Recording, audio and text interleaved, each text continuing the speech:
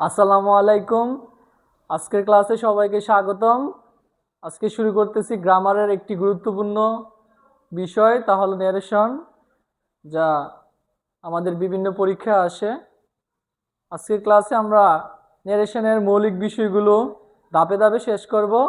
তো চলো দেরি না করে আজকে ক্লাসটি শুরু করা যাক ন্যারেশন সম্পর্কে। সবাই ক্লাসটি দেখো। প্রথমে আমরা এই ন্যারেশন করতে হলে আমাদের যে জিনিসটা আমাদের সবচেয়ে বেশি প্রয়োজন তা হলো আমাদের ন্যারেশনের দুইটি অংশ থাকে। একটি অংশের নাম হলো রিপোর্টিং ভার্ব এবং আরেকটি অংশের নাম হলো রিপোর্টেড স্পিচ। আমরা বোর্ডে দেখতেছি যে দুইটি অংশ, একটি অংশের নাম হলো রিপোর্টিং ভার্ব এবং আরেকটি অংশের নাম হলো রিপোর্টেড স্পিচ। তো আমরা প্রথমে রিপোর্টিং ভার্ব এবং রিপোর্টেড স্পিচ এই দুইটা প্রথমে আমরা চিনে নেব। কিভাবে চিনব দেখো, আমরা বক্তা বা রিপোর্টার যে ভার্ব ব্যবহার করে কথা শুরু করে তাকে আমরা রিপোর্টিং ভার্ব বলে থাকি। সাধারণত এটি একটা কমার আগে থাকে, ঠিক আছে? যেমন হি সেড টু মি, এখানে কমার আগে এটা আছে আই এম বিজি। এখানে সেড হলো রিপোর্টিং ভার্ব আর রিপোর্টেড স্পিচটা হলো ইনভার্টেড কমার মধ্যে যে অংশটুকু থাকে তাকে আমরা রিপোর্টেড স্পিচ বলে থাকি।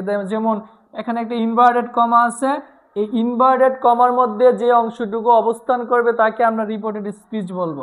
তাহলে আমরা সহজে বলতে পারি, তো যখন আমরা রিপোর্টেড স্পিচটা বের করে ফেলবো ইনভার্টেড কমার মধ্যে, এর বাইরের যে অংশটা থাকে এটার নাম হয়ে যাবে রিপোর্টিং ভার্ব। এই রিপোর্টিং ভার্ব সেন্টেন্সের শুরুতেও থাকতে পারে, রিপোর্টেড স্পিচের পূর্বেও থাকতে পারে, পরেও থাকতে পারে, সমস্যা নাই। তাহলে আমরা বুঝতে পারলাম যে রিপোর্টিং ভার্ব এবং রিপোর্টেড স্পিচটা কীভাবে চেনা যায়। ইনভার্টেড কমার মধ্যে যে অংশ থাকবে সেটা হলো রিপোর্টেড স্পিচ এবং ইনভার্টেড কমার বাইরে যে অংশ থাকবে সে অংশের নাম হলো রিপোর্টেড ভার্ব। তো তারপরে দেখো,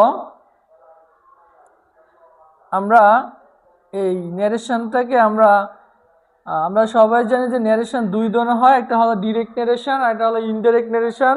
এই দুইটা ন্যারেশন আমাদের সাধারণত পরীক্ষায় ডিরেক্ট ন্যারেশন থেকে ইনডাইরেক্ট ন্যারেশনে করতে হয়।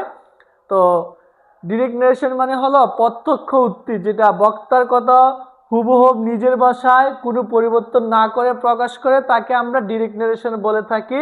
এটি একটা ইনভার্টেড কমার মধ্যে থাকে, যেমন Rana said I write a letter. এখানে এটা একটা ডিরেক্ট ন্যারেশন এবং এটাকে আমরা ইনডাইরেক্ট করলে দেখো, মানে বক্তার কথার পরিবর্তন করে নিজের ভাষায় প্রকাশ করা হলে তাকে আমরা কি নিজের ভাষায় সরাসরি না বলে নিজের ভাষায় প্রকাশ করাকে আমরা ইনডাইরেক্ট ন্যারেশন বলি। এবং ইনভার্টেড কমা উঠে গিয়ে কনজাংশন দ্বারা যুক্ত হয় এবং টেন্সের এবং পার্সনের পরিবর্তন হয়।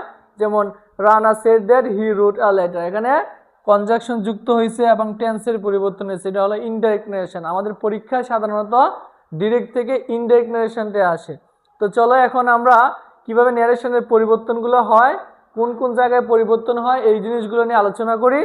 আমাদের প্রথমে যে জিনিসটা দেখো, এখানে পার্সনের একটা পরিবর্তন আছে। আমরা সবাই জানি যে পার্সন তিন ধরনের পার্সন হয়, ফার্স্ট পার্সন, সেকেন্ড পার্সন এবং থার্ড পার্সন, তিনটা পার্সন হয়।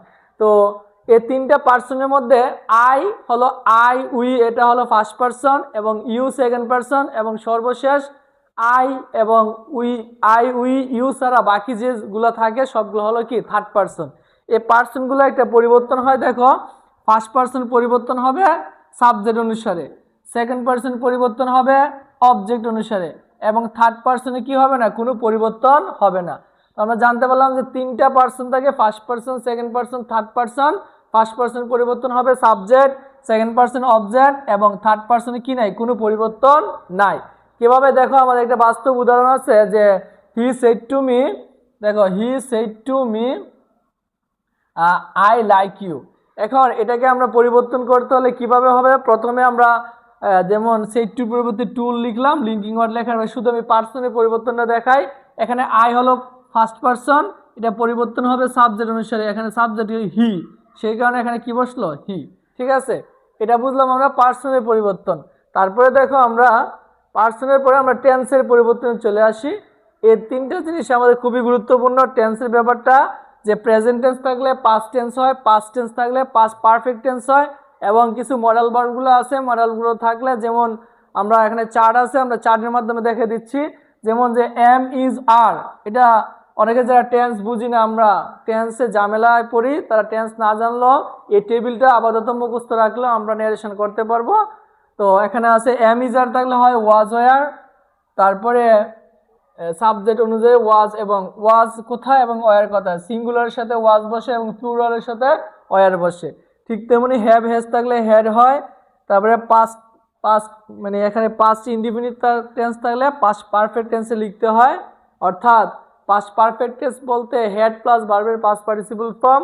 তারপর দেখো শ্যাল, উইল, ক্যান, কুড এগুলো হলো মডেল ভার্ব। যেমন শ্যাল থাকলে শুড হয়, উইল থাকলে উড হয়, ক্যান থাকলে কুড হয়, মে থাকলে মাইট হয়। এই ধরনের টেন্সের পরিবর্তনগুলো। এবং এখন আমরা শিখব যে কিভাবে কনজাংশনগুলো যুক্ত হয়, অর্থাৎ আমরা যদি লিঙ্কিং ওয়ার্ড বলি বা কানেক্টর বা কনজাংশন বলি, যে ন্যারেশনে কিভাবে রিপোর্টিং ভার্ব এবং রিপোর্টেড স্পিচের মধ্যে একটা সংযোগ স্থাপন করে, এটা শিখব। এখন আমরা তো জানি সেন্টেন্স 5 ধরনের সেন্টেন্স হয়। এখন 5 ধরনের সেন্টেন্স কোন সেন্টেন্সে কোন লিঙ্কিং ওয়ার্ডটা বসে এটা নিয়ে আলোচনা করতেছি। যেমন প্রথমে আমরা দেখছি বিবৃতি অর্থাৎ অ্যাসার্টিভ সেন্টেন্স। অ্যাসার্টিভ সেন্টেন্সে সে, টেল, টুল যাই থাকুক এটার লিঙ্কিং ওয়ার্ড হবে দ্যাট। কি হবে? দ্যাট হবে। তারপরে যদি ইন্টারোগেটিভ সেন্টেন্স হয়, এটার ইন্টারোগেটিভ সেন্টেন্সের রিপোর্টিং ভার্বরা আস্ক অথবা আস্ক পাস্ট টেন্সে হয়, এবং এটা যেই লিঙ্কিং ওয়ার্ডটা এটা ইফ হয় বা ওয়েদার হয়। তো ইফ যে কোনো একটা লেখা যায়, আর যদি ডাব্লিউএস কোশ্চেন ডাব্লিউএস ওয়ার্ড থাকলে কোনো পরিবর্তন নেই, ডাব্লিউএস ওয়ার্ডই লিঙ্কিং ওয়ার্ড হিসেবে কাজ করে আমাদের। এবং দেখো ইম্পারেটিভ সেন্টেন্স, ইম্পারেটিভ সেন্টেন্সে আমরা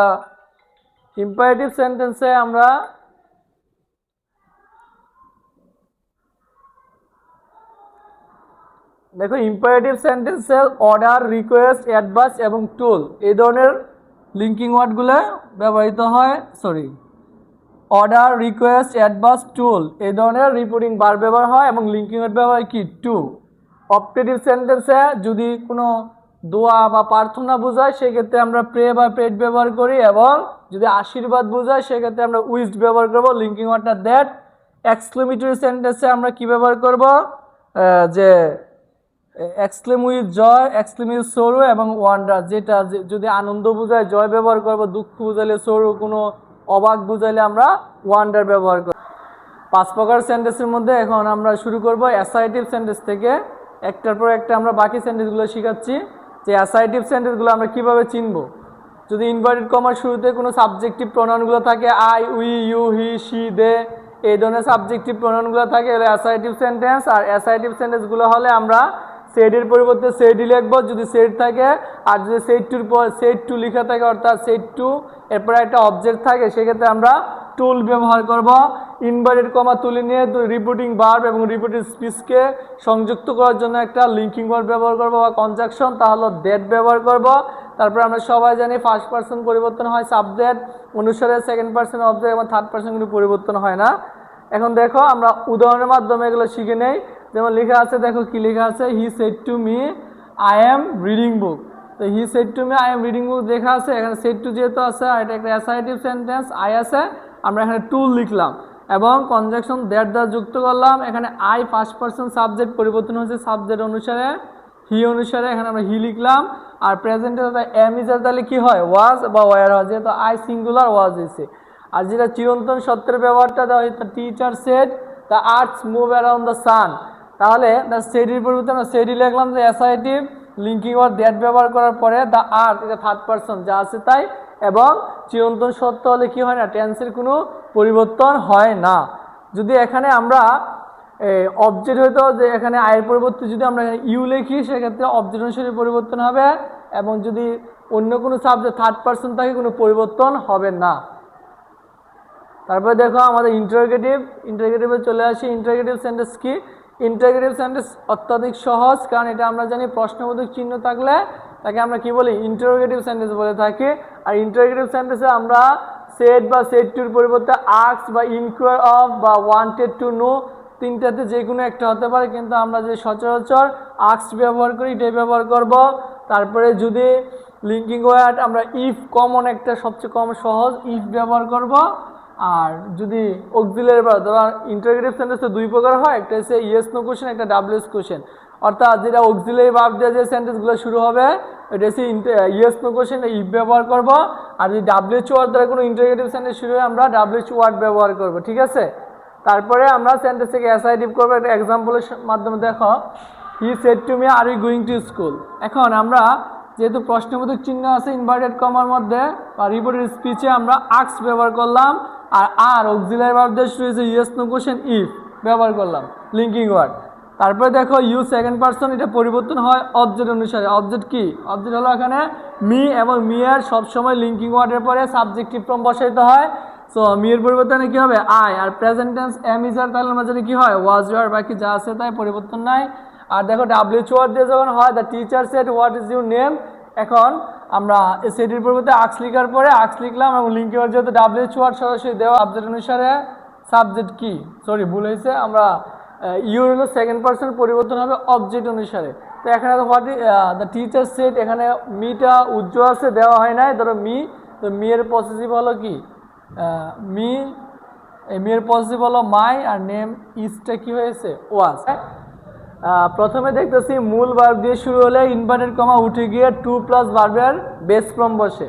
যেমন আমরা এক্সাম্পলের মাধ্যমে দেখি। দেখো এখানে আছে he said to me go home. এটাকে কি করবা? যখন ভার্ব দ্বারা শুরু হয়, এটা দিয়ে যে আদেশ বোঝায়, আমরা কি লিখবো? অর্ডার লিখবো, এবং লিঙ্কিং ওয়ার্ড এখানে আমরা কি লিখবো? টু লিখা, বাকি যা আছে তাই, কোনো পরিবর্তন, টেন্সের কোনো পরিবর্তন নাই। এবং ইম্পারেটিভ সেন্টেন্স যদি ডন্ট দ্বারা শুরু হয়, দেখো ডন্ট বা ডোনট দিয়ে শুরু হলে ইনভার্টেড কমা উঠে গিয়ে আমরা নট টু ব্যবহার করব। এবং দেখো don't run in the sun, এটাকে আমরা যদি মনে করি একটা অ্যাডভাইস, রৌদ্রের মধ্যে দৌড়েও না, এটাকে আমরা যদি ওই অ্যাডভাইস হিসেবে নেই, তাহলে আমরা অ্যাডভাইস লিখলাম, এবং লিঙ্কিং ওয়ার্ডটা যেটা আমরা ব্যবহার করি সে টু। এখন নট, ডু নট থাকলে আমরা নট টু ব্যবহার করতে হবে। আর যদি এমন হয় যে ব্যাপারটা এমন হয় আমরা এই অ্যাডভাইস ব্যবহার না করে নিষেধ মানে ফরবিড ব্যবহার করি, সেক্ষেত্রে এখানে নট ব্যবহার করতে হবে না, শুধু টু লিখলে চলবে। তখন ফরবিড অর্থ নিষেধ করা, মানে এখানে একবার নেগেটিভ হয়ে গেছে, শুধু টু ব্যবহার করলে চলে। তারপরে দেখো লেট বা লেটাস বা লেটসে একটা নিয়ম আছে। লেটস বা লেটাস দিয়ে যদি কোনো সেন্টেন্স শুরু হয়, আমরা সেট টুর পরিবর্তে কি লিখবো? প্রপোজ লিখবো। এই সেট বা সেট টুর পরিবর্তে প্রপোজ লিখবো, আর লিঙ্কিং ওয়ার্ড দ্যাট লেখার পরে আমরা পার্সন পরিবর্তন করবো। যেমন এ লেটসের যে আজটা আছে, আজটা ফার্স্ট পার্সন, পরিবর্তন হবে কি অনুসারে? সাবজেক্ট।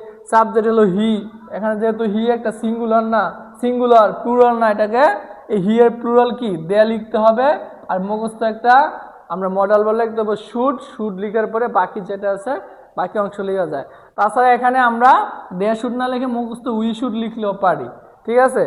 এবং এখানে আরেকটা নিয়ম আছে যে যদি লেটের সাথে আস না থাকে, যদি এখানে লেট আছে, লেটের সাথে আস না থাকে, অন্য কোনো অবজেক্ট থাকে, আমরা এটাকে ইন্টারেক্ট করার সময় প্রপোজডের পরিবর্তে লিখবো সাজেস্টেড। প্রপোজডের পরিবর্তে সাজেস্টেড লিখে লিঙ্কিং ওয়ার্ড দ্যাট, ওই শুধু এই শুডের পরিবর্তে আমরা ওইখানে মাইট ব্যবহার করব। দেখো এখানে লেখা আছে প্রপোজ টু অথবা সাজেস্ট, কোনটা কোথায় ব্যবহার করব? যদি লেটের সাথে আস ছাড়া অন্য কোনো অবজেক্ট থাকে, সেক্ষেত্রে আমরা কি ব্যবহার করব? শুড সাজেস্টেড ব্যবহার করব। আর যদি আজ থাকে প্রপোজ ব্যবহার করব। লিঙ্কিং ওয়ার্ড একই, এদিক দিয়ে এখানে দেয়া শুড লিখছে, এটা পার্সনের পরিবর্তন, আর আমরা মাইট ব্যবহার করব সাজেস্ট ব্যবহার করলে। তারপর দেখো এখন আমরা চলে আসি অপটেটিভ সেন্টেন্সে। দেখো অপটেটিভ সেন্টেন্স, অপটেটিভ সেন্টেন্স এবং এক্সক্লেমেটরি সেন্টেন্স। দেখো অপটেটিভ এবং এক্সক্লেমেটরি সেন্টেন্সটা কি?